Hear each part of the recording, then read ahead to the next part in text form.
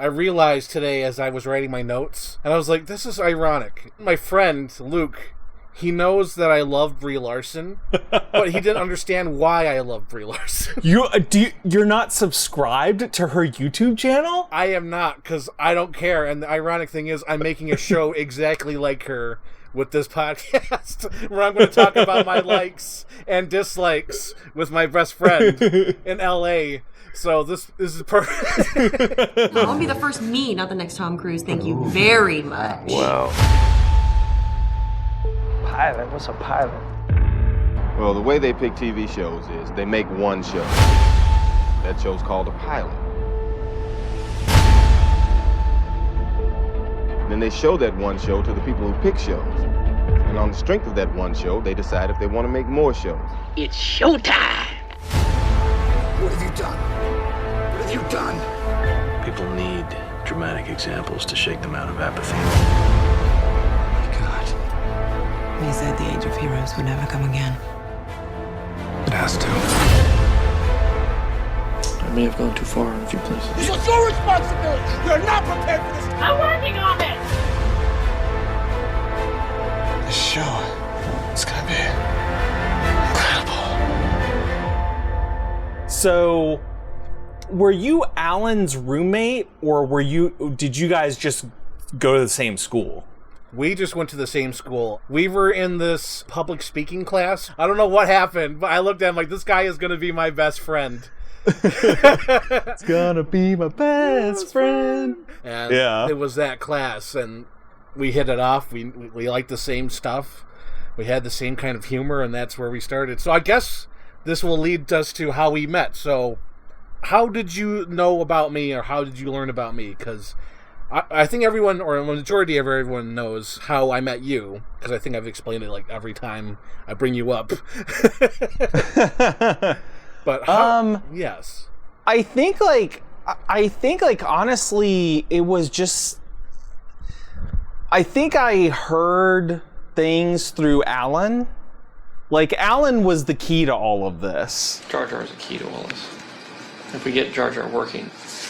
Because he's a funnier character than we've ever had in any of the movies before. Well, I would hear things through him about, like, school and stuff like that, but your name would come up a lot. And oh my god. Then I'm trying to remember, because it's been such a long time ago, but I think then it was just the Scott Pilgrim thing. Dude, this film, this talkie you guys put together, this little opus.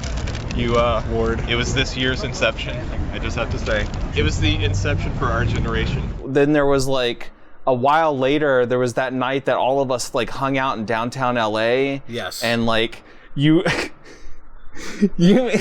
made some joke about a Jake Gyllenhaal box set. Oh my god, that's right. Okay. Like an idiot, I said that I would buy it for you, thinking that it was just a joke, and then from that point on, for like years, you were like, when are you going to give me that Jake Gyllenhaal box set? Which is funny, because I own most of Jake Gyllenhaal's movies. I should do a little backstory on this. I think we were talking about the movie Source Code, and I said, that looks really good, I'm going to see it. And then you're like, Jake Gyllenhaal? Really? And I was like, are you kidding me? Really? Like, I'm like, he's good. He's good, and like, you like named like one movie like that was bad, and I'm like, nah, he's really good. And then for the last decade, he's been proving me right. He has. I completely, I give him that. He has been proving you right. My motto is, if you want to win the lottery, you have to make the money to buy a ticket. So, before we get too far, I think we have a good intro and how we know each other and basically our movie knowledge so far. So, this brings us to the topic of this episode. We're going to talk about what has been keeping us busy during this pandemic, which I think is kind of interesting, of what me and you have discovered and what we've been doing, and just keeping like kind of sane during this without movies in the theater. Because I don't know about you, but I would go to the movies every weekend, no matter good or bad. Yeah, pretty much. It's definitely like, I know that probably like the average person, if they're listening to this conversation, would be like, oh, come on, like, is it really that big of a deal? But like, it kind of is. Yes. You know, it's like all the people who were like, we can't have sports. Like, that's how we feel about movies. Yes. The reason why I wanted to start this podcast with you specifically is because I'm amazing. I know. Yeah, you have a wide range of movie knowledge, and I find it insane that, like, no one knows like you. I'm like, because, like, you know, like, I always have to retweet you. I always have to retweet you or get you out there. I'm like, this fucking guy knows movies. And, like, I feel like we're Batman and Joker. Like, I'm Joker and you're Batman because, like, you got, like, the knowledge of, like, Criterion. You know actors. You know these movies. Like, if I were to name, like, 3 movies, you'd probably be like, oh, yeah, I know those directors. I know those actors. Yeah. And I really wanted to start this podcast with you. And not only that, but I want to learn about talking movies better with you, basically. Because I could say it's good or it's fantastic, but, you know, those are just like buzzwords. I want to learn how to discuss movies, you know, because I just feel like I've been missing that talk. You know, it's like I have to talk to you about movies. It's like I just get that like knowledge, like yes, because if I talk to people here, they're like, yeah, it's good, and that's you have to leave it at that. You can't really deep dive into it, or if you deep dive, they're totally gonna get lost into it. Yeah, that's sort of the weird part about like being a movie fanatic is like. Yeah. You go to the movies with other people who are just sort of like, for lack of a better term, like normal people. Yes. And it's like, you know, they look at a film as like, this is an hour and a half or 2 hours of entertainment for me. Yes. Like I turn my brain off and I enjoy this thing, or maybe not. But like most of the time, like I enjoy this thing and then I walk out of it and like it doesn't affect my life in any way, shape or form. Like after I walk out those doors. Yeah. Which I find like that's Paige. Oh my God. Like she watches a lot of movies, but it's just like in one ear out the other. Like there's an unreleased episode where we saw Skyscraper, and in the intro I give all these movies that clearly Skyscraper was inspired by, because I named like Die Hard, I named like Con Air, Sudden Impact, and all these things. And she's like, nope, never saw it, or I saw it 10 years ago, never saw it again. And I was just like, we're hosting a movie show. This is insane. So that was the breaking point where it's like, no, I want to discuss movies. So that's why I'm like, Stewart is the perfect person. You're the Batman to my Joker, because it is what it is. Because I like everything. I like schlock, and you like the Criterion stuff, which is amazing. And sometimes it crosses over with The Rock and Armageddon. Michael Bay has 2 movies in the Criterion collection. He should have 3. I don't know what the third one would be, but it should be 3. Probably Bad Boys 2. I'm kind of leaning for Transformers 5 though, because that is art. Like Anthony Hopkins. I'm hanging up now, Frank. Anthony Hopkins has a ball in it. I don't know if you've seen it, but he has like the most fun I've ever seen him have in the movie, and to me that's great. It comes off the screen. I think I stopped watching after the second one. I may have watched the third one. I can't remember. Yeah, but I think I stopped after the second.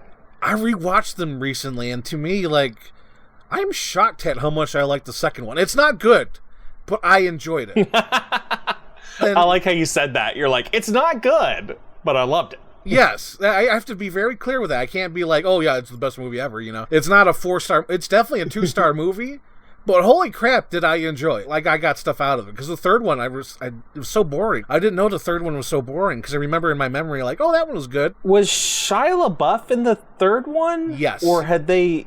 Okay. Yes. But that was the one where they replaced Megan Fox, right? Yes. And to me, that was a big detriment. Megan Fox is, like, really good.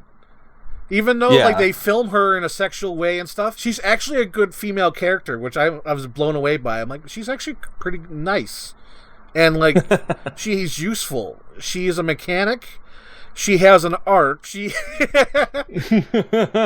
Everything is good. Everything is positive, but yet everyone complains about her in those movies, and it's a shame. It really is. Yeah. Which kind of leads to my number 5 pick, which is planning my fan trailers. We need to find out just what we're up against here. Can't leave my family. You want to help your family? Let's figure out how we stop this.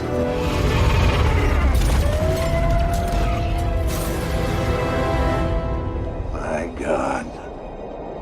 What do we do? That's why I watched all the Transformers movies, because I was keeping a secret of what I was working on. The mystery box hype. And that's how I've been kind of keeping sane with this pandemic, because I started watching all those pandemic movies where I watched like World War Z and like Godzilla and things like that, where it's people banding together trying to stop this unseemable, stoppable force, you know what I mean? And it was scary watching that World War Z movie. I was like, holy crap, this is like happening now. You laugh at it, but it was true. This is happening right now, man. Because like in the movie, they're just like having a normal breakfast and it's like on the news. So it's like there's that wall. That wall of unbelievability where it's not going to come here. We do know is when the aircraft touched down. Yeah, are these the roots? What is it? Statue of Liberty or snowman? Blackout is declared martial law. Daddy, what's martial law? Yeah. And then like they're downtown, like, you know, having a normal family weekend, and then that's when it hits. And there was like a real well done sequence where Brad Pitt gets like blood in his mouth, and he runs to the roof. Jerry, what? Stay back! Baby, no!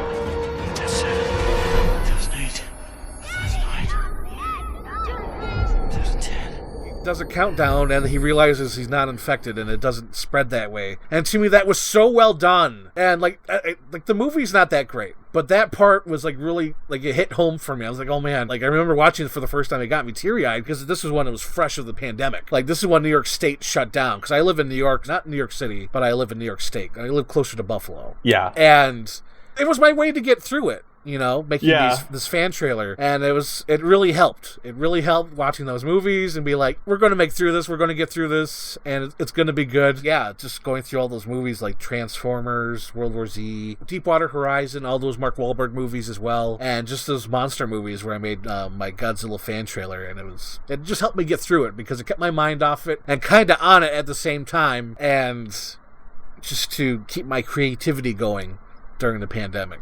That puts the epicenter of the 7.1 earthquake right in the heart of the San Francisco Bay. Happy 4th of July, everyone. Hope you're having a good Independence Day so far. It's going to be warm. So what's your number 5? Well, my number 5 is probably not as interesting as that is. My number 5 is car YouTube.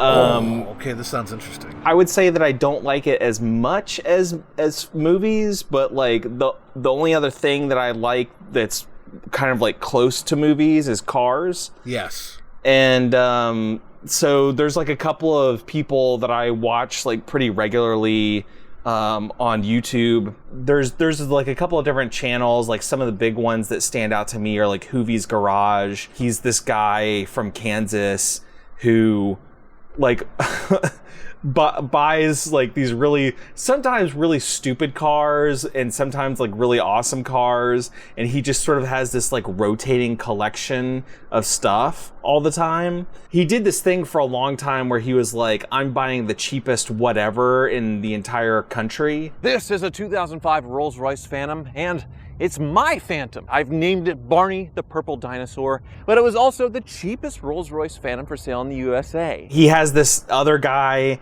that he works with named the Car Wizard, and this dude like does all the work on his cars, and he's sort of like almost like a secondary character for this channel. It's just entertaining from like a car guy's perspective, I guess. Yeah. But there's like another channel called Seen Through Glass that's all it's this guy in London who does mainly more like higher end sports cars, like Porsches, McLarens, Ferraris, stuff like that.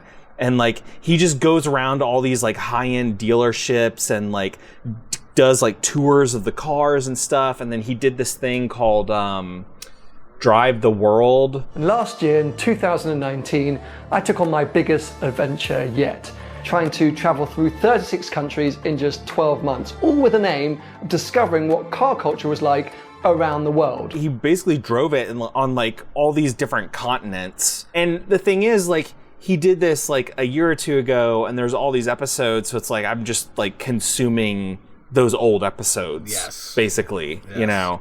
So that's like, that was number 5 for me, was like just diving into people's back catalogs on car YouTube. Yeah. I totally get that. That's sort of how I like watch unboxing videos if I ever discover someone new, where it's like you just deep dive. I guess the main example of deep diving like that would be like Red Letter Media for me. Yeah. Where you just go in whatever episode, like that's it, that's the one. There was a period, like this was before the pandemic even happened, but there was a period where like I started to really get into them, and like I deep dived on all the it's not half in the bag, best of the worst. Yes, best of the worst. I basically just like every day I would watch like one or two best of the worsts, you know, so until I had gone through all of them. Yes. They're so good. Yeah. The early ones are a little sketchy because like you can tell that they're still trying to like figure out like what they're doing. Yes. You know? Absolutely. But once they get it locked in, like, man, every one of them is there. It's like some of them are just kind of good, but like the ones that are great are like amazing. Yes, absolutely. Like one of my favorite ones is Surviving Edge Weapons. Yeah, and it's not just because of That's that, a good one. But it's because of Jimmy the Scot. But nevertheless, let's give it a shot and see what happens on this new machine. Come on, give me a winner. Ah, bummer. That's the part I really like watching over and over again, is just the guy's like, nothing, waving his hands. And I just, bike going by. Hope that'll definitely pick up. But yeah, my favorite part is like when Jay cries about the guy losing his money. The part in Top Slots where he explains that like he's out of money, and this is like the last slot he's gonna play. I was laughing so hard that I had tears in my eyes. That is worth pointing out. So let's go to number 4. I'm gonna go to number 4 on my list. Okay. And that is watching movies on my Voodoo app. Discovering and watching movies and TV shows is better than ever with the new Voodoo. Tell me about Voodoo, because like I've heard about it, but I've never tried it. Like what do you like about that service? You know what's funny? I have no idea why I got this service. I think like the reason why I started doing digital movies in the first place is because I go to the Regal. So with the Regal, if you see a certain amount of movies, like sometimes big studios will be like, start earning exclusive rewards by seeing 2, 3, or all 4 Lionsgate films and score more bonus credits, popcorn, and HD digital downloads of all 4 of these movies. Or something like that, you know what I mean? Mm-hmm. So in order to get those free digital copies, because there was times where I would see all those movies. And recently, freaking COVID robbed me. You were supposed to see Charlie's Angels, Bad Boys for Life, Jumanji, and Bloodshot, and you'd get 4 digital movies because you saw all 4 of those movies. So I saw Charlie's Angels, you know me. I saw Bad Boys for Life. I bought a ticket for Jumanji but didn't see it. I bought the cheap Tuesday ticket for like a matinee, so it's like $6. So I'm like, oh, that's fine. That's a digital copy. I was going to do that for Bloodshot, and when I did that for Bloodshot, they refunded me because they closed down theaters. So I was robbed. But that's the reason why I got Voodoo. Yeah. And the movies I've been discovering on there are things that I've always wanted to see or just recently discovered. I have a few movies here, for examples. Dirty Work with Norm Macdonald. Don't shoot this! This is not part of the commercial! Is some jerk making your life miserable? You want revenge? Let us do your dirty work! I've always wanted to see that. But like before this pandemic, I never had time to watch comedies, you know what I mean? It's like It's like I like horror movies, I like action movies, but like comedy I don't like risking my time for. But since we're in the middle of a pandemic. I feel you on that. Because I do it is, and this is like outside of the pandemic, just in normal world, but like comedies, I'm always less likely to risk my time for them, because I'm like, the best it's probably going to do is be moderately funny. Yes. You know, rarely will one like genuinely make me laugh my ass off. Yes. You know, because that's what I'm looking for. I want to laugh, and I don't want to be and I don't want to get robbed. Because I remember when I was a kid. This is going way off topic. This has nothing to do with the movies I'm watching at Voodoo. But like when I was a kid watching comedies, like I remember like looking forward to Wedding Crashers and Bruce Almighty, and then watching them and just realizing, oh, these aren't comedies. These are dramas. Like there's The Breakup. I don't know if you remember The Breakup with Jennifer Aniston Aniston and Vince Vaughn. How do you show up for me? I'm up on the bus every goddamn day for you. Come on, I'm busting my ass to be the best tour guide in the damn city so I can make enough money to support both of us, and hopefully you won't have to work one day. I want to work. That's a straight up drama. And they advertise that as a comedy, and I remember thinking, like, if this is what comedy is, comedy sucks. And I really gave up on comedies, so, like, with, like, watching these, I feel like, oh man, I could have been watching these. Like, Dirty Work, to me, this is shocking. I think I wrote it in my movie review and my tweets, but Dirty Work is like a throwback Marx Brothers movie. It's like nonsense characters giving it to the upper class, you know what I mean? It even ends with an opera, which is, I find, hilarious. And it's so great. Like, Norm Macdonald is hilarious in it. He is almost like Groucho Marx in the movie. Like, there's a part in the movie where he's sleeping in his car, and this guy breaks in to take the stereo, and then he's like, hey! And the guy's like, what? He says, I'm trying to sleep back here. And that is like total Groucho Marx, where I could totally see Groucho doing that, like, hey, I'm trying to sleep on this park bench. Can you be more quiet? You know what I mean? Yeah. And so there's Dirty Work. I discovered that, and I thought that was really funny, and that was on Voodoo free. There's some of them that are free with ads, and they play like a good amount of ads. It's like maybe 3 or 4 times during the movie, and that's okay. I'm okay with 3 or 4 ads. Yeah. As long as the movie's free, that's it's fine. free. Yeah. And like with this program, I also used Devil's Rejects. I finally checked that out. I was always afraid of watching that. I always thought it was just violence for violence sake. You know what I mean? I know how Halloween was, the movie Halloween, Rob Zombie's Halloween. Yeah. And I was about to say, you're talking about Zombies Halloween, right? Yeah, Rob Zombie's Halloween. Yeah, where it's like, it kind of goes too far in a few places, even though like Halloween 2 has good things going for it. And I think like Devil's Rejects, he totally had a vision. He knew what he wanted to do. He had the soundtrack planned. The music goes so well with it, and it's just like, it's already music of that era. He didn't write music for it. Like, it opens up with that, I gotta run, keep from hiding. And it's so well done. You always hear about, it plays Freebird at the end, but it fits so well, like at the end, because it's like the criminals who like realize that of the error of their ways, and they're basically dying anyway because they were like beat up and shot up. It's like their last hurrah, and they realize that no matter what they do, no matter how much they run, they can't change. And that song kicking in is so amazing. I am the devil, and I am here to do the devil's work. And then the other couple movies I discovered through Voodoo, I'm just going to name them off. Kingpin by the Farley Brothers. I don't know if you've ever seen that. Yes. Kingpin, you gotta play. Please make it, please make it, please make it. With the hand you're dealt. You wouldn't happen to have a Phillips head screwdriver, would you? That is like perfect 70s movie. Yeah. It's the loser who breaks even at the end. And I love that genre. That's sort of like Last American Hero. He's not really changed. He's sort of the same person, but he goes on a journey. You know what I mean? I love those movies. Another one was The Swan Princess. My friend recommended it to me, and I remember hearing about it as a kid, so I watched The Swan Princess, and the thing I like about Swan Princess, it's like a fucking stopwatch. By 10 minutes in, you know who the characters are, and the plot gets introduced. 30 minutes in, we got the villain. 40 minutes in, we were like, oh no, we're going. It's so timed out. It's so tight. I love it. That is mine. Transforming her with a powerful spell. Wherever you are, I'm gonna find you. The Swan Princess. Is that a kid's film or an animated Swan Princess film? is an animated film from 1994, and it bombed because Disney sabotaged it. They re-released The Lion King as this one came out. And that's a total jerk move because it already came out earlier in the year. But the reason why The Swan Princess flopped is because The Lion King was re-released, and it was competing with Stargate and Pulp Fiction. Oh, wow. So, like, there was no hope for the Swan Princess. It's from the guy who directed Fox and the Hound. He used to be a Disney guy. And, like, the reason why he's not with Disney anymore is because he directed The Black Cauldron. So immediately after that, he was, like, fired. Yes.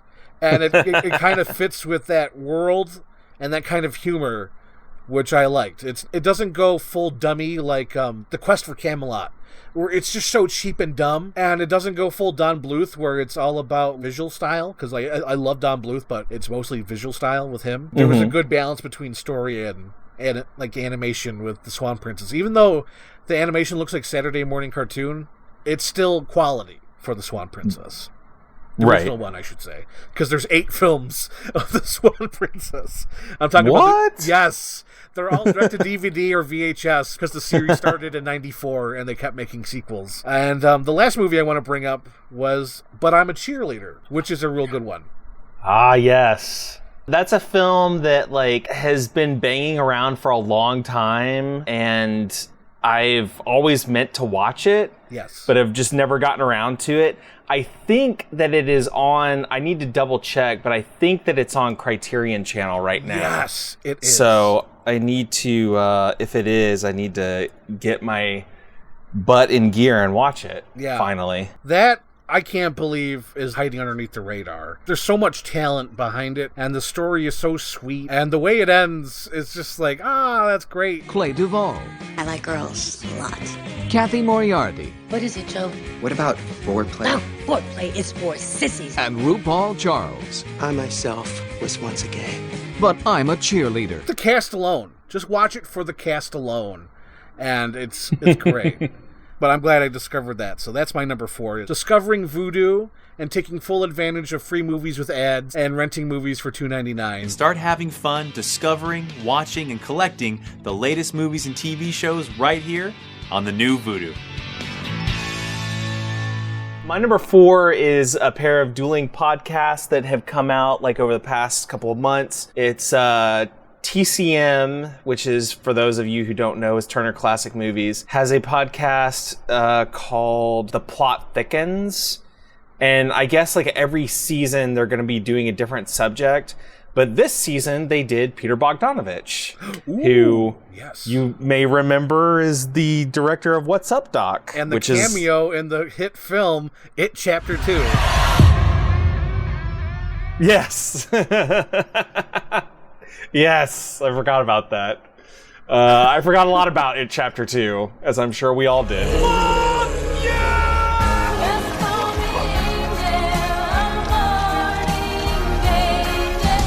So there's that one, and then there's another podcast that's coming out at the same time. It's also a broader podcast called You Must Remember This.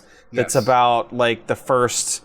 They always say it's about the first 100 years of cinema, and this season, quote unquote, they're doing a podcast on Polly Platt, who was Peter Bogdanovich's first wife, and who also was kind of a big influence on Targets, which was his official first film, and Last Picture Show. Paper Moon, and What's Up, Doc? It's really interesting because it's all sort of culled from an unreleased memoir that the daughters that she had with Peter handed over to Karina, who's the host of the show. Yeah. So there's a lot of very first person info directly from Polly Platt, which is very interesting. And they interview Frank Marshall about stuff because he was working with them. They met before, right when Peter and Polly moved out to Los Angeles was when around the time that they met Frank Marshall, and they ended up working with him on Targets and on the Orson Welles film The Other Side of the Wind. And I think that he did. He did work on Picture Show as well. Yeah. And then at some point in time, kind of went his own way, and then became Steven Spielberg's producer and Robert Zemeckis' producer, and the director of Congo. Yes. Congo, where you are the endangered species. But one of the biggest people in Hollywood, I guess, is the point. But that's my number 4 is those two podcasts, because you're getting a new. I think the I'm Still Peter Bogdanovich podcast, I think that one's done. I don't think they're doing any more episodes on that. But I think there is still a couple more episodes of the Polly Platt one. Yeah. So those have been really interesting. You Must Remember This is great, just in general. I highly recommend anybody who's interested in film listening to that podcast, because they dive into so many different eras and just different things that happened in Hollywood over the last 100 years. So it's very interesting, and it's all free. So yes.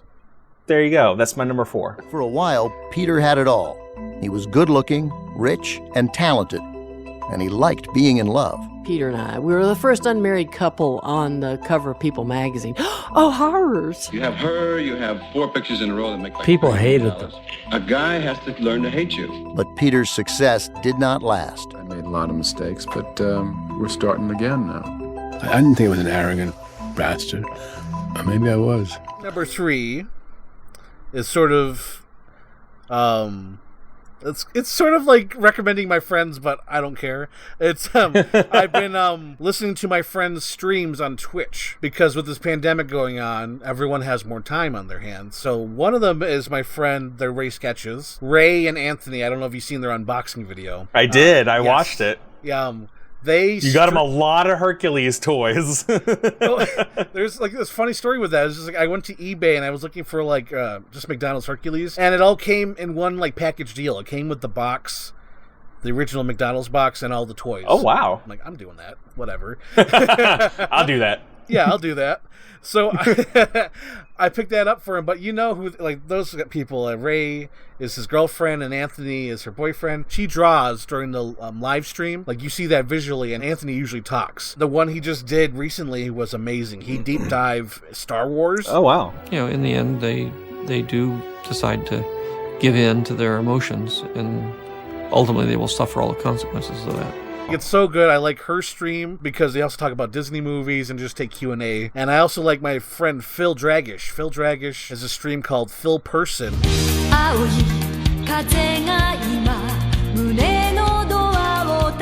Yeah. I love watching him draw because it's just it just starts out as a scratch or quick sketch.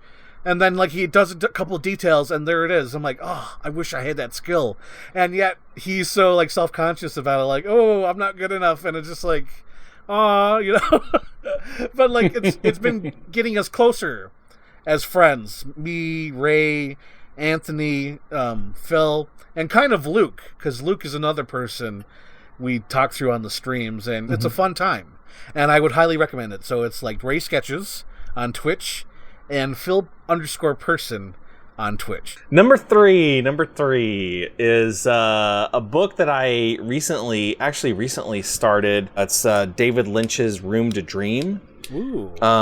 It is both a biography and an autobiography, and I'll explain what I mean by that. So basically, there's a woman that he was working with, and she basically wrote this biography of him, went around and interviewed people and looked up information and did the whole sort of standard biography treatment of him. And then she wrote out all the chapters, and then what he did was he read all the chapters and then wrote additional chapters as a response to each chapter.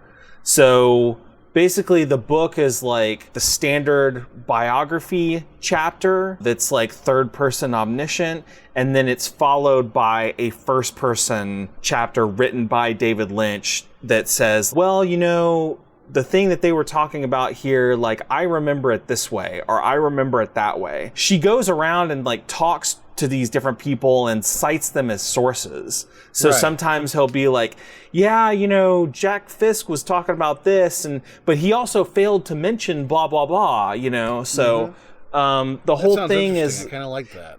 It is. It's very interesting. He's an interesting guy, and actually I have a little excerpt that I thought was really funny. I'm gonna kind of paraphrase this because it's kind of long when you just read it normally. But basically, this is a story about him going to see a Bob Dylan concert in 1964. Yeah. So it says, This was 1964, and Dylan didn't have a band with him. It was just him up there alone, and he looked incredibly small. Using my thumb and my forefinger, I started sighting and measuring his jeans, and I said to this girl, his jeans are only 1/16 of an inch big. Then I measured his guitar, and I said, his guitar is just 1/16 of an inch too. It seemed like the strangest magic act, and I got super paranoid. Finally, there was an intermission, and I went running outside, and it was cold and fresh, and I thought, thank God I'm out, and I walked home. So I'm at home, and Peter comes in with a bunch of friends, and he says, what? Nobody walks out on Dylan. And I said, I fucking walk out on Dylan. Get the hell out of here. And I threw them all out. That is total David Lynch. That sounds like him. It totally is. It's like the weirdest, funniest stuff. Yeah. I have one more that I want to share with you. Yes. That I also thought was it was very David Lynch, and this one is like this one's on the biography side, so it's not first person. Yes. But it's short, so we'll get through it real quick. Yeah.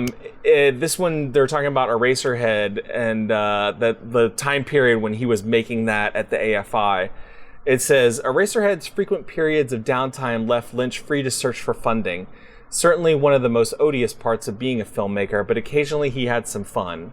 In 1974, executives at the AFI were trying to decide whether to use Ampex or Sony videotape for school directing projects, and asked Elms, that's Frederick Elms, who was the cinematographer for Eraserhead, to shoot a comparison test of the two. Lynch got wind of this and asked Elms to let him write a scene for the test. He quickly wrote a script for a short called The Amputee, and Coulson agreed to star in it. Coulson says, David plays a doctor who's bandaging an amputee's stumps, and he wrote a monologue for the amputee who I play to do in voiceover. We shot it twice using the different tape stocks in one of the many deserted rooms in the Greystone Mansion.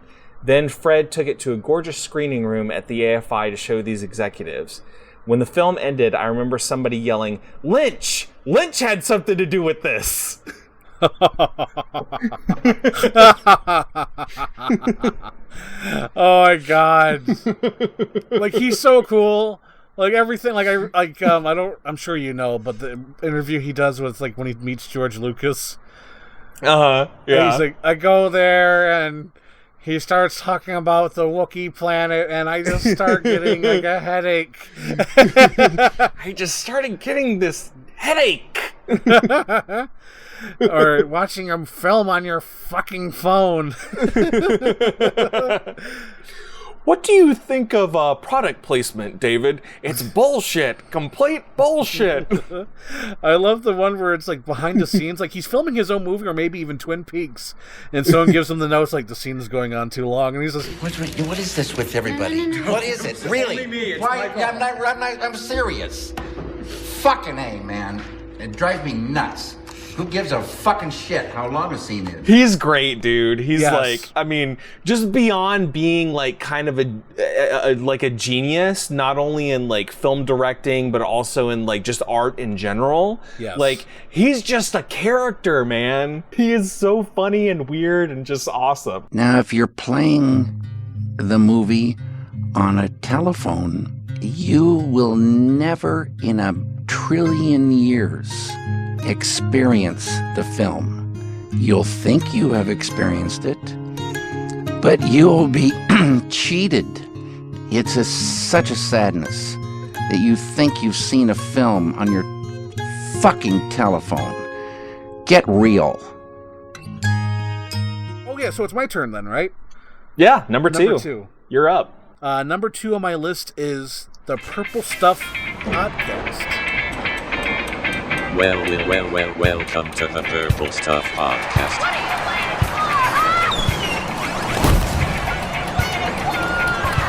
Summer Saturdays. The Purple Stuff Podcast is a podcast I believe I discovered last year. Is this can I ask a question real quick? Yes, go ahead, yep. Is this in reference to the Sunny D commercials? Yes. Hey, we got some soda. OJ, purple stuff, something to like. I was like, where does that sounds, purple stuff sounds familiar. Yes. So I follow this guy, Dinosaur Dracula, on Twitter. I don't know when I discovered him. Someone must have retweeted him at some point. He always goes viral. But, like, he has, like, old nostalgia stuff. And I love that shit. If you watch your unboxing video, you have all the nostalgia. Even with the Anthony and Ray's mystery box, they have nostalgia stuff. I love doing, like, throwback stuff. And there's a podcast with Dinosaur Dracula, and he hosts it with his best friend. I think he just renamed himself. But originally his name was The Sexy Armpit. But now it's like, I think it's something Sludge, like Sludge Central. I think he just recently just renamed his Twitter brand. But their real names are Matt and Josh, and they'll deep dive into like old shit they grew up with. Yeah. And I love that crap. Like, they deep dive into it. Like, they'll talk about, like, oh, what's your 5 favorite spooky songs, 5 favorite Christmas songs, 5 favorite moments from Macy's Day Parade 1991. What's your favorite thing about the Dick Tracy franchise? What's your favorite thing about Batman, G.I. Joe? Things like that, where they just talk about things they grew up with, like action figures. The recent episode, they just talked about sodas, like a Hubba Bubba soda and Pepsi Blue.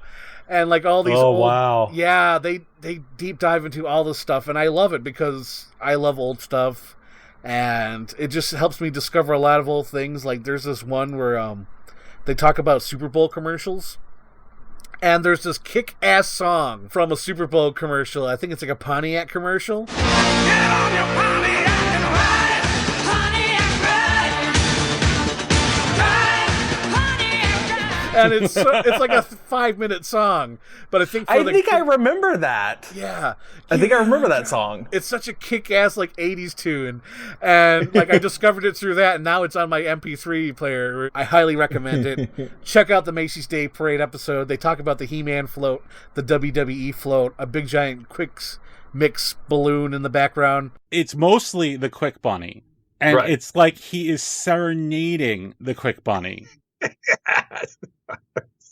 And he's like totally emoting while singing the song. Well, I mean, remember, he's pre-recorded, so he has to roll with it. So even though he's facing the city and all he sees back staring at him is this giant Quick Bunny, he has to keep going. It's wonderful. Okay. Yes, I love it. So what's your number 2? My number 2 is that I have been diving into Carl Franklin's feature film career. I don't know if you're familiar with Carl Franklin. The first thing of his that I saw was a film that's actually on my list for you, called One False Move. And that sounds familiar. It's got Bill Paxton in it. Welcome to Star City, boys! For Chief Dale Dixon, it's the chance of a lifetime. Follow me!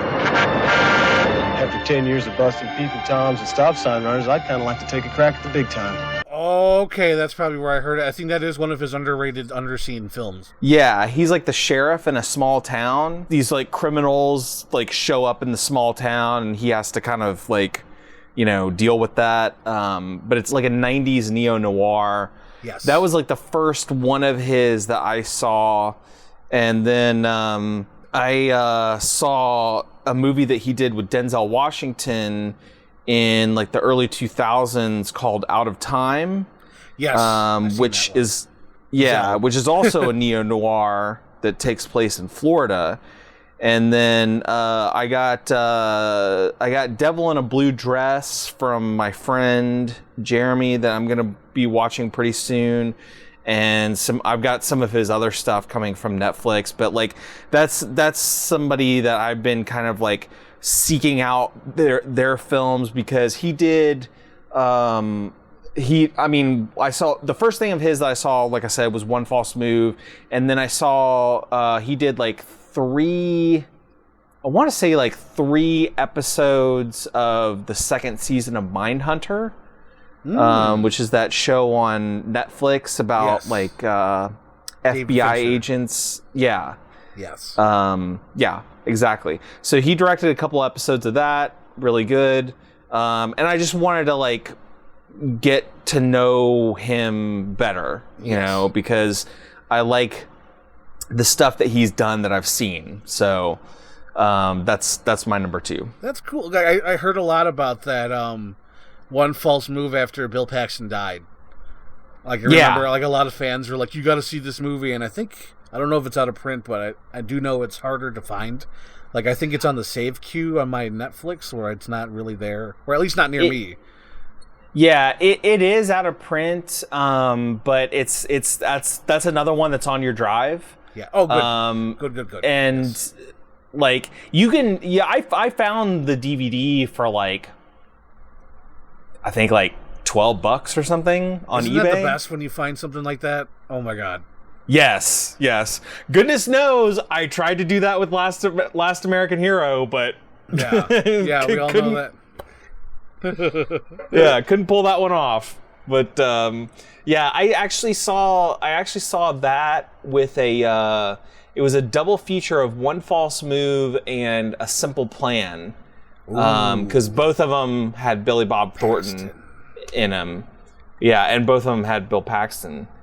So isn't that sad he's gone? I just want to bring that up. Isn't that sad? Yeah. Like it's so eerie because he did that podcast with Mark Maron like 2 weeks before he died. Yeah. And like he clearly was not finished. Like he wanted to do so much more, and he felt like his career wasn't as big as he hoped for, and I thought that was insane. I was like, dude, you were like in the biggest movies ever. Yeah. Because he's like, when I pass away, they're just going to talk about how I was in Weird Science. I was like, oh my God, no, you've done so much more, dude. Like, you fought the Predator and Terminator and Alien. Like, do you know that? Like, do you realize? Do you know that? You're like, all of a sudden you turned into that Chris Farley skit. Do you know that you were in Aliens? No, like, sometimes I think, like, some actors forget what movies they've been in. I don't know if you notice, like, if you watch, like, an interview with, like, an actor, where, like, they act like, oh, how would you like working with this actor? And they're like, oh, I would like that. And then someone whispers to them, you were in a movie with them already. Like, oh, yeah, that's right, I was. Yeah. Because, like, to them, it's only, like, 2 weeks of work. And then they're done, and they never see it again. Yeah. That always makes me laugh when people are like, yeah, I'd love to work with so and so. It's like, well, you were in a movie with them, and it's like, oh yeah. Like, and it was like, because it was like 15, 20 years ago or something like that, and they just don't even remember. Right. Like, there was one with like Daisy Ridley. I'm like, oh my God, she's so great. But she's like, she was doing like commentary on a scene for The Last Jedi, and she says, I have not seen this movie in 2 years. And I was like, oh my God, that is amazing. That is like, she probably filmed for, what, a month or two, and then it's done. Yeah. And to me, that just makes me smile that it means so much to us. Like, we watch a movie, we're like, oh my God, did you see this movie? It's like, blah, blah, blah. And to them, it's just like, I needed a paycheck or whatever. You know, it's like, yeah. I hope Arnold Schwarzenegger knows that he did not make a mistake with Jingle All the Way. I want him to know that. I want him to know that it's important to me. Because there's some movies out there. I want you to know, Arnold. There's some movies out there where I just think actors think like, whatever, you know, but it's important to us. I don't know what movie that would be for you, but there's some movies that are just like, man, that meant a lot. And they probably just forget.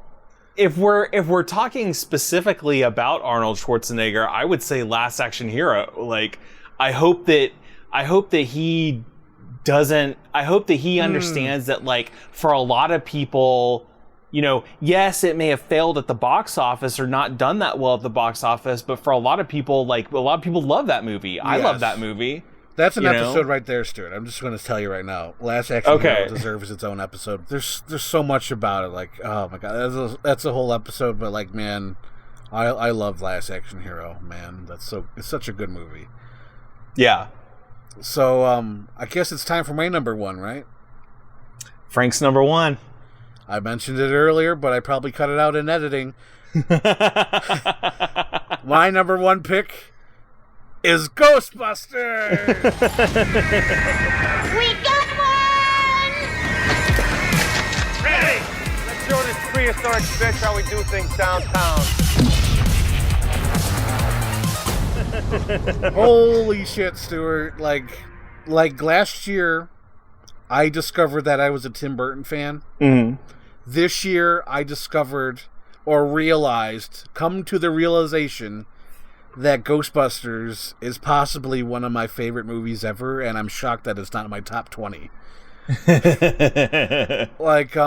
So a little history with Ghostbusters. Let me just dive into that before what's been keeping me busy now. But like, when I was younger, I don't even know when I saw it. I think I saw Ghostbusters 2 first. And I would always confuse the two because they were so similar and the continuity is so good, or at least, like, then as a kid, that I would blend the both together. Like, I didn't know which one had the Statue of Liberty in it. You know what I mean? Oh, yeah. Where it was like, oh, it's so cool. And then, like, I got back into it in high school, where I got this, like, manga that was about Ghostbusters, and I got the box set, the green one, and I love that back then. So I've been getting back into it now, just during this pandemic, because Ghostbusters Afterlife was supposed to come out this year, and more of a personal story. So last year, I ordered a cool Ghostbuster shirt from Fright Rags. I love Fright Rags. I don't know if you ever heard of them. I have, yeah. They have some nice shirts. I like them. Yes, I have a lot of shirts from them. I discovered them through Red Letter Media because Jay had that cool Halloween 3 shirt. I'm like, where the hell did he get that? And I found out it was through Fright Rags. And they're actually like a local business. They're in like Rochester, New York. Rochester. So I've been getting shirts from them for years, and I got this Ghostbuster shirt last year, and I thought it was so cool. I love that shirt. And I was wearing it to a Bisons game. The Buffalo Bisons, it's a baseball team, minor league. And I went there and I said, guys, have you ever thought of doing a Ghostbusters night? I think that'd be really cool. Because at every convention I go to, there's always a Ghostbusters table. And there's always guys dressed up. And they usually have the Ecto-1 there at almost every con that's local here. So I was like, why don't you have like Ghostbusters night? And they're like, oh, look into it. So I'm like, yeah, right. Because it's just the cashier and like the manager. Like, they're not going to do anything. Who cares? Stewart, they were going to do a Ghostbusters night on July 17th of this year. Oh.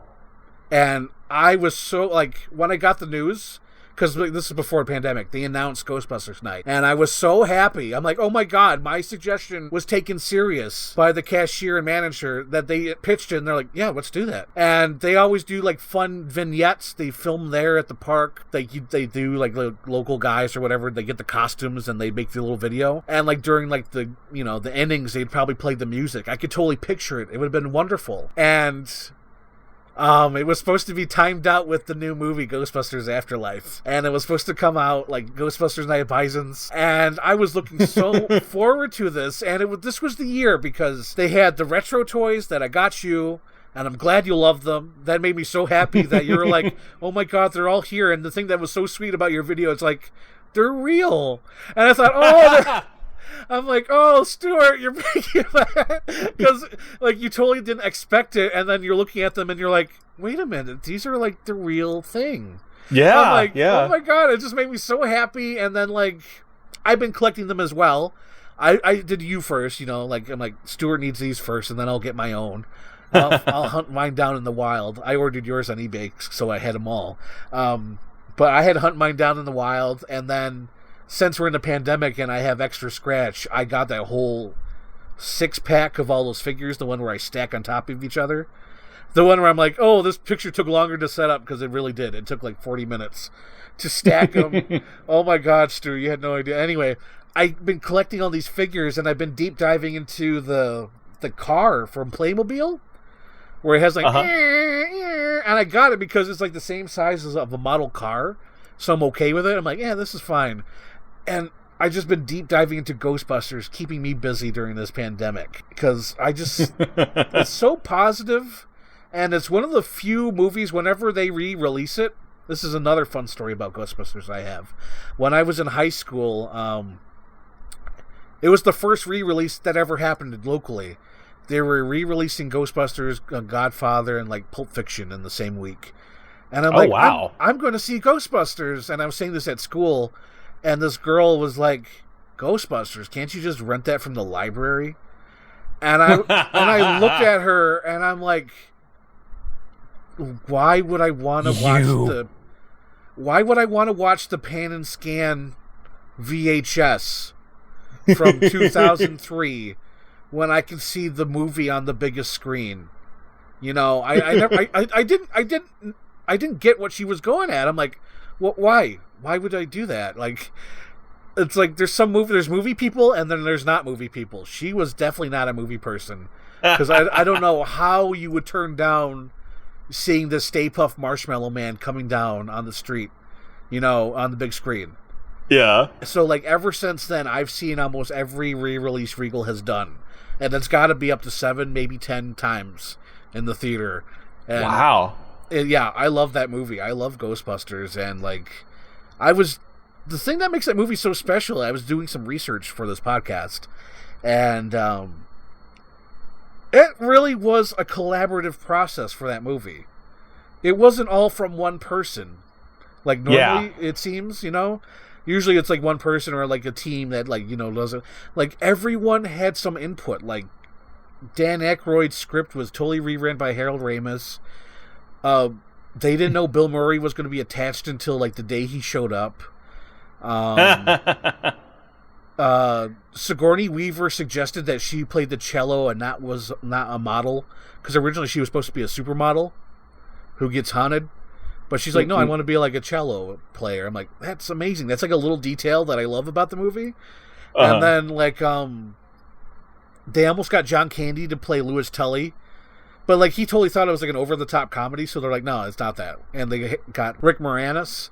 And he was like, I get this. I know what it is. And, like, most of his dialogue is improvised, which is just insane to me. Like, it's so well done. Like, all his dialogue, like, oh, yeah, I got the thing over here, and I invited all clients instead of friends.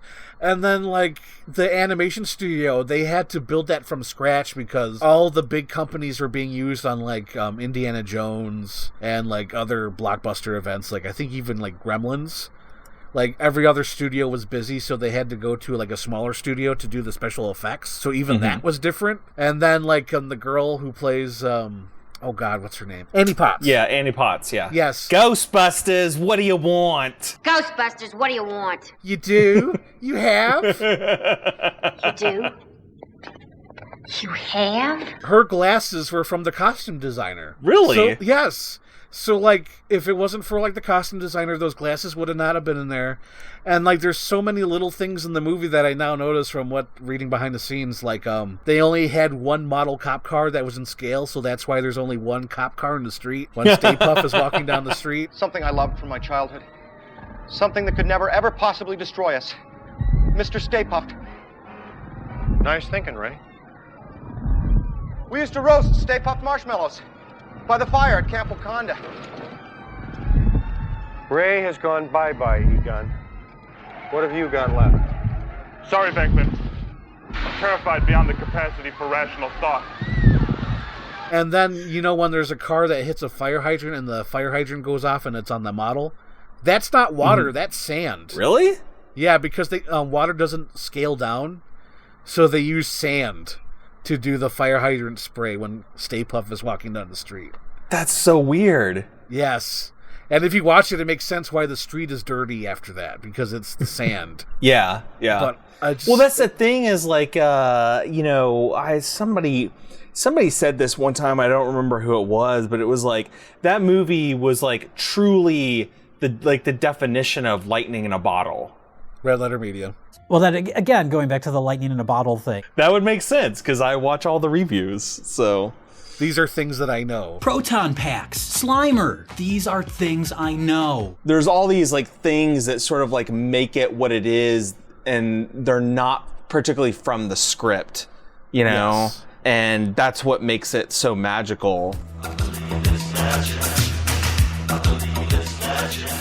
So yeah, that's my number one pick. What's your number one pick, Stewart? My number one pick is actually trying to get ahead on the Frank's 101 movies list. I was just going to say, there was a period at the beginning of the pandemic where, like, I watched a whole bunch of these, and I think I got through, like, Rolling Thunder, 10 or 15 of them, like, in a fairly short period of time, and like shot all the videos for them. And then over the coming weeks, like, I've just been editing the videos for them. but like I'm getting to the next video is actually Journey to the Beginning of Time, and then I have Last Dinosaur and Rolling Thunder, and then I'm kind of out. And you have to so refilm now them or film another set. Yeah. Now there's like some that if I can do Top Secret, Nothing to Lose, Alligator, Matinee, and The Borrowers, then that gets me like 8 because I've already watched and shot Witness, 3 O'Clock High, and The Doors. Ooh, 3 O'Clock High. And then if I can add on Hollywood Shuffle, Amazing Panda Adventure, The Paper, and Smoke Signals, that actually gives me another 8 because I've already watched Highlander, Wolf, A Perfect World, and Fly Away Home and shot the videos for those. Oh my god, I'm so excited! There's some good picks in there. That's why I'm excited. Yeah. Like, there's been a lot of shit recently, and I apologize, but there's some good picks coming up. I'm just gonna be honest with you. There's a lot of shit in there. Yeah, I know. I feel bad. I wish I mixed it up a little bit more because when you challenged me, I just threw whatever I could think of and whatever was obscure and whatever was like, I like that. I'll throw that on the list. Yeah, but like, there's some legitimate good ones that you have coming up. Like Rolling Thunder is really good, or at least in my opinion. Journey to Beginning Time, boring as fuck, but I really enjoyed that. There's what other ones did you just name? You named one. Where I was like, out of the ones that I've already seen, Witness, 3 O'Clock High. 3 O'Clock High, that was the one. Oh my god. Yeah, dude, that movie's great. I loved that. Yeah, holy shit, dude! Like, I discovered that during 2011 when I was just watching movies on TV, and I watched it. I was like, holy shit! Why does no one talk about this movie? Like, it's so stylized. It's so amazing. Like, this is a spoiler alert for your review and probably my review if I ever get to it, because I want my TV Now channel's dead until I upload this there. But like, man, it's so well made, and that, like, I think I've said The Chase and this. If I could make movies, I would want them to be like these movies. Yeah. Because they're so stylized. They have great looks, and they almost take place in real time. Almost. Like, The Chase is kind of, they skip time in like a couple of montages, but it's mostly. But it all takes place basically like within a day, which is a very short period of time. And then 3 O'Clock High is like less than a day, really. Yeah, it's like he wakes up late at like 8 o'clock, and it's all done before 3 p.m. basically. Yeah. But yeah, oh god, I love that movie. And the cast, it got like Jeffrey Tambor before, the whole thing with him. But like, he's good in it. And then you got the guy from Kindergarten Cop as the bully. And the girl in the movie, his girlfriend, who's so sweet. I love her. She is in Ferris Bueller's Day Off in like a similar role. It almost seems like they take place in the same universe. The school. Yeah, I don't know if you noticed that. I looked at, it does. It definitely does. I looked her up one time, and like, she's only been in like a couple of things, which is really weird. Has talent, yeah. Yeah, she has like a lot of talent. I remember I had a major crush on her after watching this movie. I'm like, oh, she's so cool. Oh man. Shout Factory actually has a Blu-ray that I want to get at some point. Yes. I would recommend that because 3 O'Clock High is totally underrated. The one I was shocked that you liked with your review, I don't think you've done the video yet, it was Last Man Standing. And that might be like 30 movies from now, but... Oh, yeah. Yeah, I did like that. You know what's interesting, though, is that's actually a remake of a Kurosawa film. Yes. And it's like the same like story they based on like the Clint Eastwood movie, I believe. Yes. Yeah. I believe it's Yojimbo, I think. Yes, it is Yojimbo, yep. But yeah, it's kind of funny because I got that I got Last Man Standing in a double Blu-ray pack that I borrowed from my friend. It had Last Man Standing and Last Boy Scout. Ooh, that's a good pack. Yeah, and I know you don't like Last Boy Scout, but goddamn, that's ooh. I need to rewatch it because I feel like maybe if I watch it again, I'll have a different opinion of it. I don't know. Yeah. But I did really enjoy Last Man Standing. I thought that Bruce Willis, that movie was like really good for him because he fits in well to that character, that sort of like just basically strong, silent, badass type. Yes. And Absolutely. yeah, and I loved the narration helps as well. Yes, the narration helps. I loved all the people who played villains in it. It was sort of like a whole crew of people. Yep. All different levels, and they all had like different character actors. Yeah. The dude, there's a guy he was in Twin Peaks, and he's in like a bunch of Spike Lee's films. Like he was one of the bad guys, and then like Christopher Walken and the guy from John Wick and The Warriors, that guy. That's him. That's him. Oh, that's the guy you're talking about. Yeah, that's he right. was. He's yeah, in he's Twin Peaks. That's right. He's the guy in the woods. Yes. Yeah. Exactly. Yes. Yeah, and and Bruce Dern is like the sheriff, I think. Yes. If I remember correctly. Yeah. Absolutely. There's a lot of like great performances in that, and I Even like Leslie Mann's in that movie for some reason, which is weird. She's like a prostitute, right? Yes. Yeah. Like it took me a couple times to watch it. I'm like, wait a minute, that's Leslie Mann. That's the girl from George of the Jungle. That's Judd Apatow's wife. It's so weird because the first time I ever like remember seeing her, like, and sort of like recognizing that that's who that was Knocked Up. Knocked Up. Yeah, I think it was Knocked Up. Yeah. Yeah.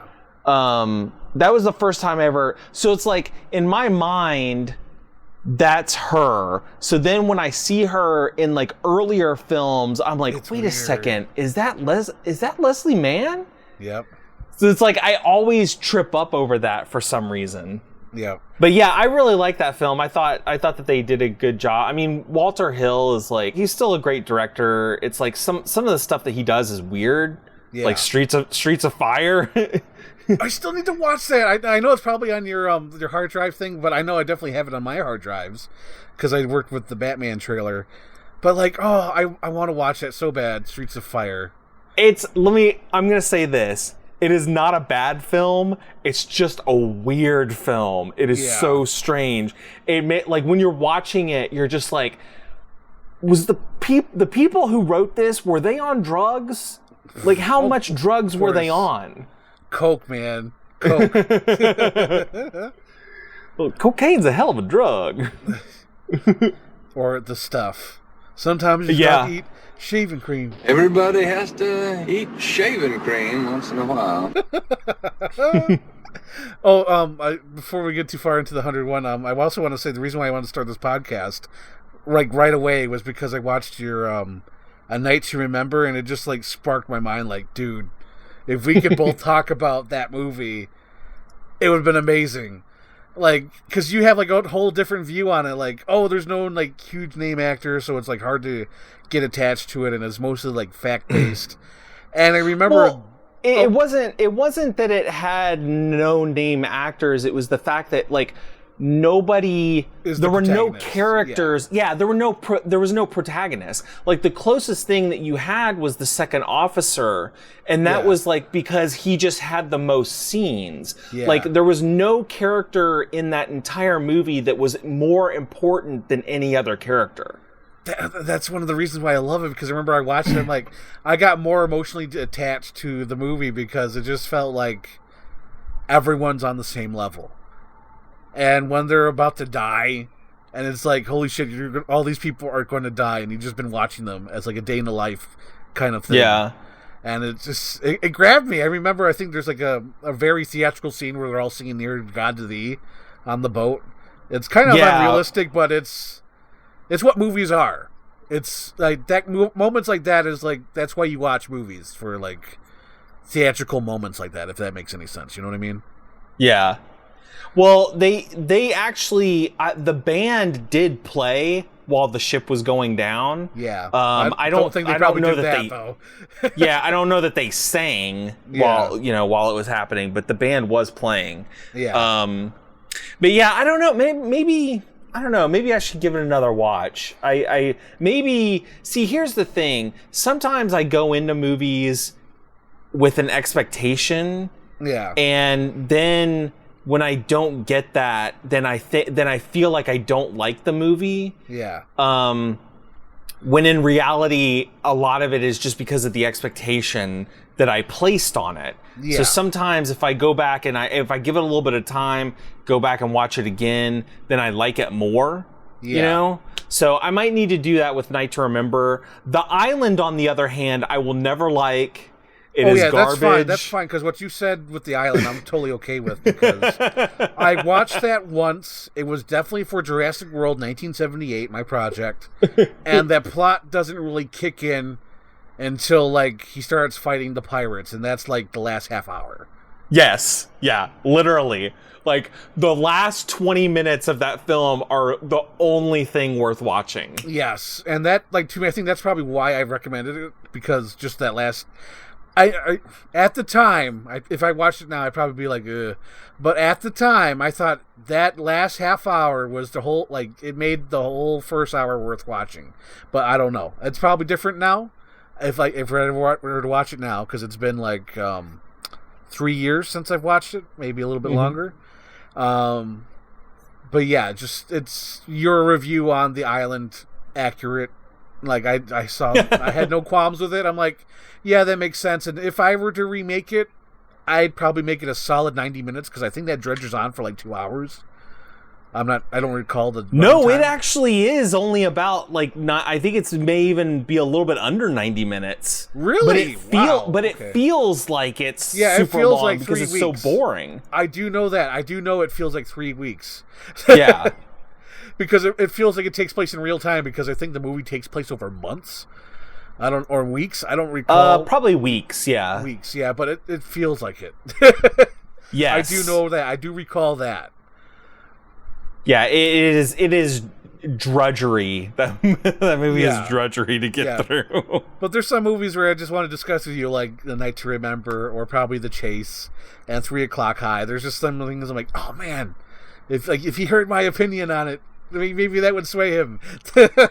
Yeah. We should. Well, that's good fuel for future episodes. Yes, like a review on them, like Fire in the Sky, like oh yeah, that whole alien abduction sequence is like, that's the whole reason to check that movie out. Yeah, like that is like, I know it's a forgettable movie and it's probably like a TV movie of the week, but like that sequence is worth price of admission and worth seeking for, because of how well it's done. I would say that movie feels like, and it's strange because it came out around the same time that X-Files did. Yeah. But it feels like an extended episode of the X-Files. Yeah. But and you're probably accurate. You're probably way accurate with that, because it's been a while since I've watched it. But the thing about it is like, it's exactly like you said, that abduction sequence when he's on the alien ship. Yeah. Is like, it's amazing. I mean, I don't know that there's ever been a better, sequence about like a person being abducted and like actually being on an alien ship and seem otherworldly. Yes. Because it's always like cinematic or whatever, but that one actually feels like a nightmare. Yeah. It legit feels like you're experience someone going like through this, where they put you in that feeling, that mood. Because the way they do the zero gravity, and then the way he's like in this like air sac or whatever, and then he like puts his hand and it's like a dead body or whatever. It's so well done and weird and creepy, and then you can't really do that with other sci-fi movies. You know what I mean? Yeah, yeah. That's so well done. But there's some other movies on your list that are just like, yeah, that's shit, or that's really like, there was one that was redacted. After I rewatched it, I'm like, oh my god, I can't put Stewart through this. It was Judgment Night. Oh yeah. I was gonna. Yeah, go ahead. I was gonna ask if it was the Emilio Estevez one. I couldn't remember the name of it. Yes, it was redacted from your list because I rewatched it. I'm like, this movie is shit. And if I'm saying it's shit, I need to tell Stewart not to watch this. Because I hadn't seen it in years when I recommended it. Uh-huh. So when I rewatched it, I'm like, abort. I need to tell him to watch Hollywood Shuffle. Abort. Yeah. But one of the biggest surprises for me is actually kind of like of that same era, which was Trespass. Oh, dude, Trespass is awesome. It is. I was It's like really awesome. When I saw that on the list, I was like, okay, Ice-T, Ice Cube, Bill Paxton, and William Sadler. I mean, you know, come on, like that's not gonna jive. Like that's not gonna work. But then It totally I watched does. it.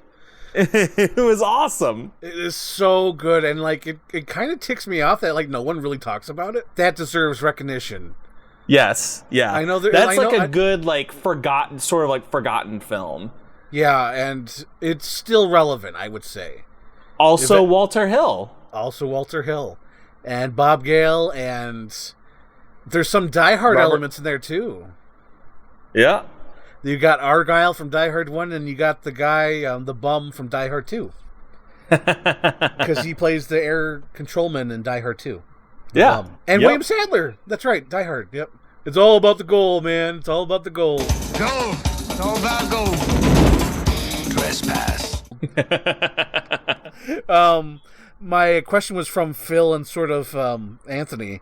They said, what constitutes an important film to me where the line is where I'm not joking?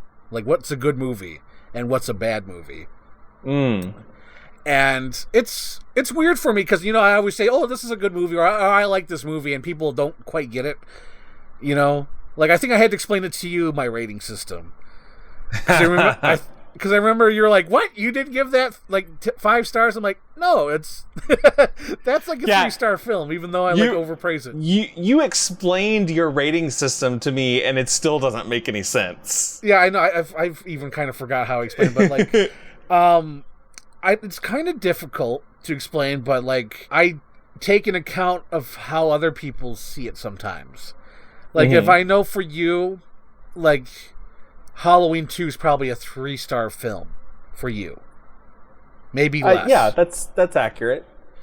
And to me, Halloween 2 is like a 4-star. The best way I can answer this is like what's an important film to me? It's like anything by that director. Oh, Denis Villeneuve? Yeah, I'm not even going to attempt that name. But like that dude, to me, is like the modern great film director. Like, no shit. Like, I'm not joking when I say he's probably the best director working today. Like, yeah, I would agree with that. I love what he does, and to me, he's a real visionary. He's a real director. He makes films that have meanings. You could bring what you want to the table, and I like how they're filmed and how they're all sort of vastly different. You have like Arrival and Blade Runner 2049 and Prisoners and Enemy. And it's just, there's so much going on. Sicario, I don't know if I mentioned that already, Sicario, but like, there's so many good different worlds he creates. But that's, like, I don't know, there's different tiers of directors. And like there's directors like Michael Bay that, damn it, like, I wish I could love Michael Bay. Like, it's so close, but I can't. I thought you did. I want to love him for real, but I have to say, I know he's shit. You know what I mean? Yeah, that's I think that's my relationship. I know you're like, oh, I thought you loved him. Like, I want to love him, but I know he's shit. That's the thing. There's a better Michael Bay, and his name was Tony Scott. And to me, Tony Scott, he was my favorite director, and no one has ever come close to it, and it makes me sad. Yeah. Like, even nowadays, I still miss him. I miss his movies, and it's been like, holy shit, it's almost been 10 years since he's been gone. But has it? Has it been that long? Almost, yeah. We're getting wow. Because I think he died shortly after Unstoppable, and that was like 2010, 2011. Yeah. Yeah, we're getting there. But, man, I loved his movies. I loved his visual style, and I loved when he went crazy. Like Domino, that's batshit insane, like, with the camera work and the storytelling. Because like it jumps all over the place, and I don't even, like, to me it doesn't make sense. Like, I've watched it several times, and I can't even make sense of the plot. But, like, I love how you're like, I have no idea what's going on in this movie, but I love it. Yes. As my friend Anthony said, I love everything about the movie, or like, I love everything about it, but I don't like the movie. I think he said that about Batman and Robin, the Schumacher one. He says, I love everything about the movie, but I don't like the movie. And that's kind of similar to Domino, where like I love everything about the movie, but I don't think I like the movie.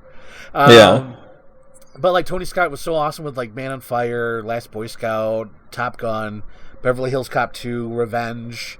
Even his Taking Pelham on 1, 2, 3. Like I remember like my screenwriting teacher, like he would totally just like dog and like, yeah, like at the end, like they go on the bridge and like they meet up. It's stupid. And I'm like, nah, I liked it. It's fine. We all owe God a death. I told you that. You're wrong, right? We owe God life. Life, and that's the life I gave you back today. And now you have to give me something back. What are you talking about? You got a gun in your hand. I want you to use it. Shoot me.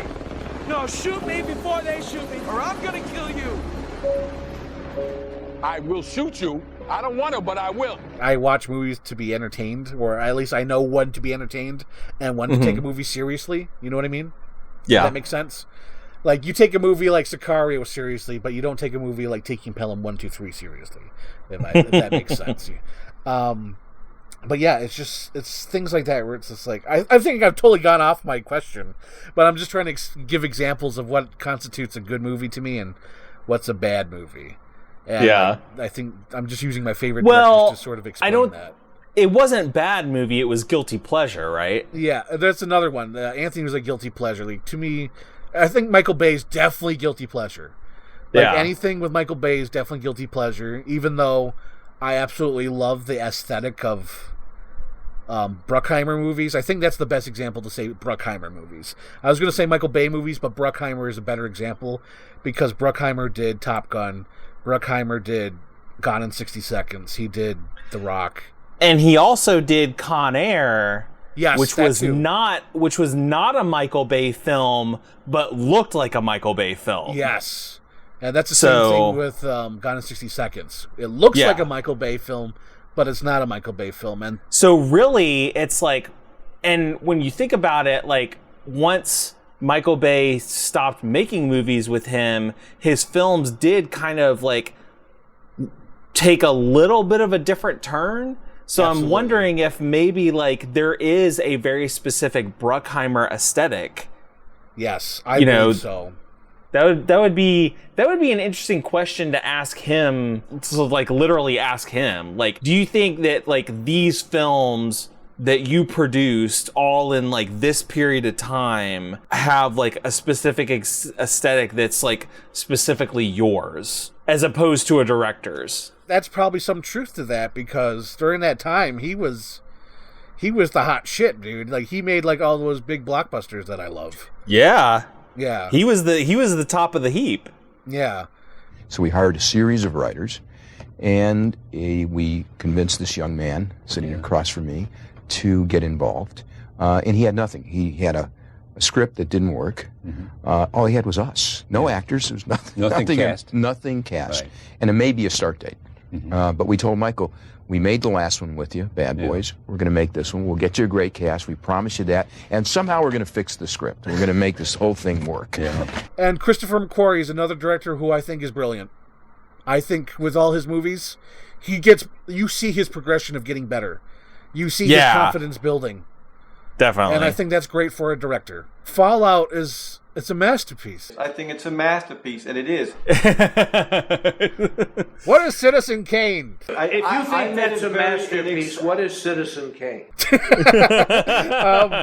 But like, somebody call a doctor. Is there a doctor in the house? We need to get a medic in here. Dude, I love William Friedkin. Yes. He's my favorite person in the world. We should call it the Billy Friedkin podcast. Well, that can be our second podcast. The Billy Friedkin. You know what's funny, Stuart? I've only seen 2 of his movies. I'm sorry. Which ones? I've only seen The Exorcist and Cruising. I haven't seen his other ones. I've seen clips from the one you sent me, and I spoiled it for myself when I saw the dude get his head shot off. Oh. And it bugged me because I'm like, oh, it works. And then the clip I landed on was, BAM! Shotgun to the head. I'm like, oh, fuck. I spoiled it for myself.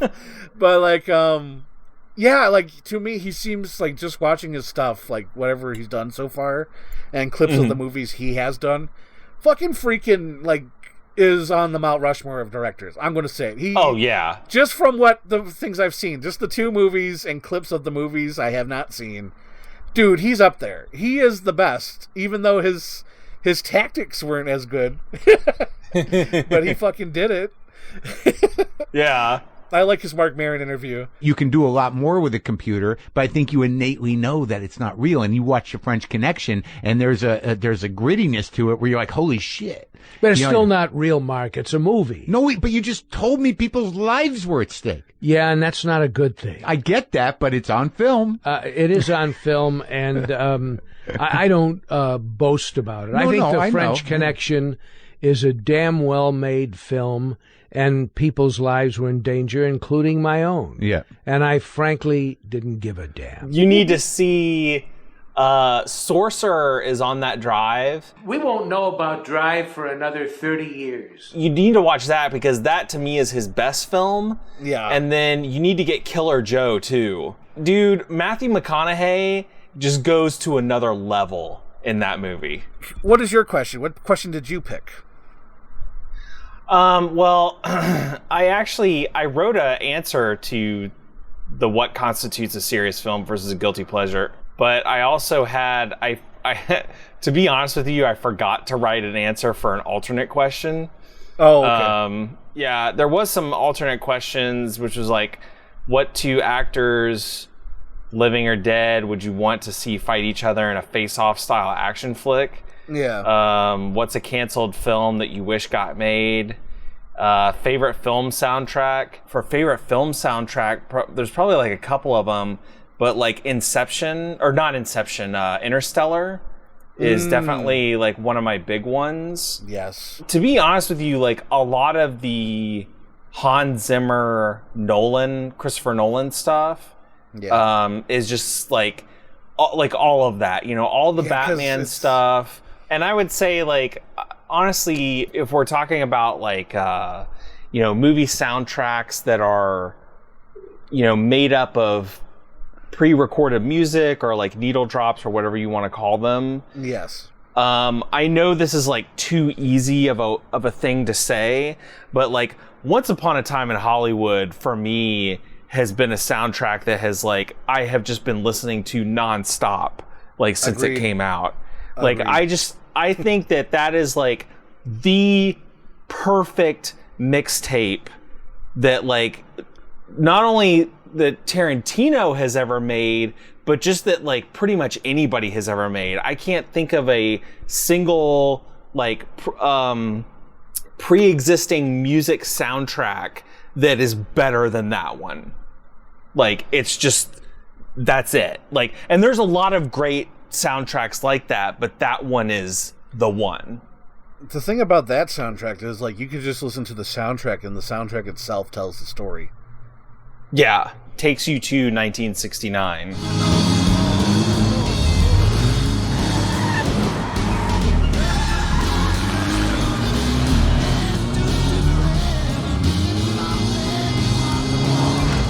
John Carpenter is like one of my favorite. A couple of years ago, I picked up that anthology record that he did. Yes. Where it's like, all of the main themes. I don't know if it's all of the main themes from his films, but it's a lot of them. It's like the most popular ones at least. Yeah. And that is amazing. Like there was a period of time where like that was what I was playing nonstop. But also I would say like one that I've always loved, like ever since I heard it, like back in probably like the late 90s, early 2000s, was this band Air, which is a French band. Yeah. They did the score for Sofia Coppola's Virgin Suicide soundtrack. Mm-hmm. And that soundtrack is like it's like otherworldly. Like I don't know how else to describe it. It's just like it's like nothing I've ever really heard before. Yeah. Because it's like I don't want to try and describe it because I'm just not going to be able to do it justice. But that's one that like I constantly go back to all the time is that Air Virgin Suicides score, because there is also the like pre-recorded music soundtrack to it, which is all the like 70s songs that are in the movie, but that score that they did is like unbelievable. And I'm just trying to think if there's like kind of any other like bigger, you know, like really basic things. I mean, like, you know, Shawshank Redemption has like a really great score. I don't know that I particularly listen to it a lot, but it does have a really great score. You know, a lot of like Wong Kar-wai's films have great scores. Oh, Desert Hearts. That's on the hard drive, right? Yeah. Yes. I've been wanting to watch that as well. Desert Hearts is another like pre-recorded music soundtrack, but it's because because the movie takes place in the 50s, it's all 50s songs. Yeah. But it's not always the ones that you particularly would think of. Like it's not like the obvious ones.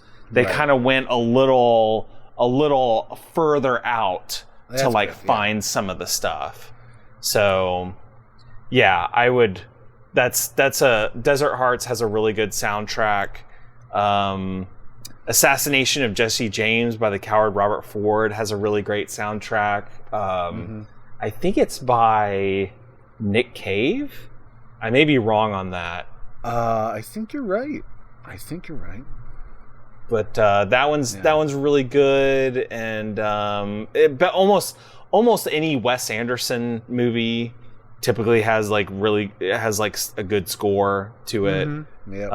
So there's a lot. Like I could probably go on, you know, endlessly. But one more. I'm gonna end it with this one.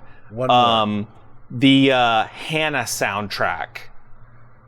Hannah. I don't know if you've ever heard that, but like, is that the one with the blue-eyed girl? What's her name? She was like a super spy. Is that the one? Yes. I've never seen the movie. I just know that there's a Netflix or a TV show coming out soon. Yeah, so Saoirse Ronan was in the movie. Yes.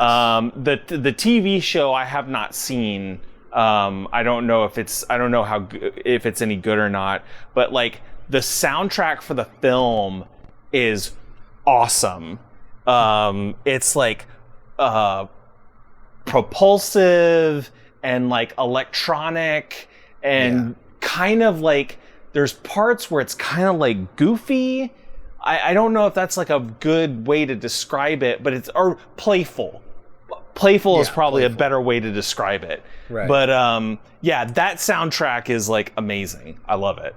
Yeah. So and I'll stop there. Let's see. Like I'm such a basic bitch with soundtracks. Like the only soundtrack I can think of is like Tron Legacy. Dude, Tron Legacy has such a good soundtrack.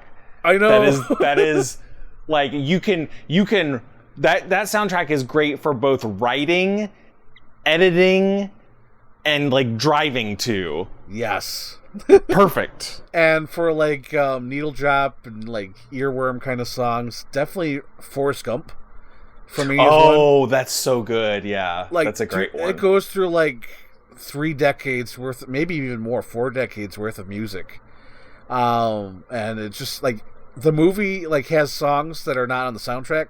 Like almost all the Doors songs are not on the soundtrack, but there's like a lot of Doors songs in the movie. I like that soundtrack for like score. Oh, not score wise, but like needle drop. As for score, I think. For score, it's definitely anything by John Carpenter. I love that dun dun dun dun of Escape from New York. Dude, that's that's such a good theme. They sit in their best man. And when we roll down the 69th Street Bridge tomorrow, on our way to freedom, we're gonna have their best man leading the way. From the neck up. So that's been our Q&A section with scores and soundtracks, and I'm gonna throw in one more before we wrap it up. One more, because it is important. One more for the road, and that is the Social Network soundtrack. Damn it! Fuck! That is so good. That's one of the best soundtracks ever of all time. Holy shit, dude. You had that. You fucking knew. You were keeping that. You knew. You had that. You're like, you son of a bitch. You fucking Uno. God damn it. You Uno'd me, you bastard. You unimaginable bastard. You're like, I'm gonna let him drone on with his little simple picks. Yeah, nice. Right. Tron Legacy. Fuck that. I got Social Network, bitch. Yeah. Let me just God. lay down some truth for you. So I think this went okay. I'm sure most of it will be edited out. Because we did go on tangents. We went on a Star Wars tangent. We went on a Last Action Hero tangent. Yes. But that's just how the conversation goes. So I left it in. I left it. We kept going. But it'll most likely be cut. Well, that's the joy of editing, you know? So this has been our pilot episode of the podcast. I've been Frank. And I'm Stewart. And hopefully we do another episode. Let's see how it goes. But yeah. So see you guys next time. Join us. Join us! Don't you want to join the crew? You'll be